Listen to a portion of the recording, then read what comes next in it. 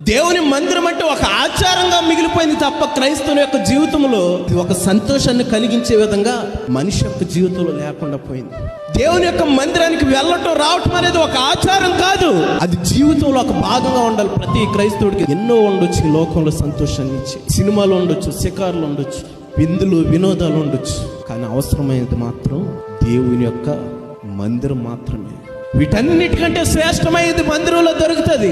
మందిరంలో దేవుని యొక్క మహిమ ఉంటుంది, మందిరంలో దేవుని యొక్క ప్రసన్నత ఉంటుంది. దేవుని మందిరానికి వచ్చేటువంటి ప్రతి వ్యక్తి ఈ విధమైనటువంటి ఆలోచన కలిగి ఉంటే దేవుని మందిరానికి ఏమాత్రం లేట్ చేయకుండా పరిగెత్తుకొస్తాడు. నీవు దేవుని మందిరానికి పరిగెత్తుకొని రాలేకపోతున్నావు అంటే కారణం ఏంటంటే దేవుని మందిరంలో దేవుడు ఉన్నాడు అనేటువంటి విషయాన్ని నువ్వు మర్చిపోయావు. దేవుని మందిరంలో దేవుని మహిమ ఉన్నదనేటువంటి విషయాన్ని నువ్వు మర్చిపోయావు. ఆ విషయం కనుక గుర్తుంటే దేవుడు నన్ను ఏ విధంగా గద్దిస్తాడు, ఏ విధంగా శిక్షిస్తాడు అని చెప్పి భయపడుతూ పరిగెత్తుకుంటూ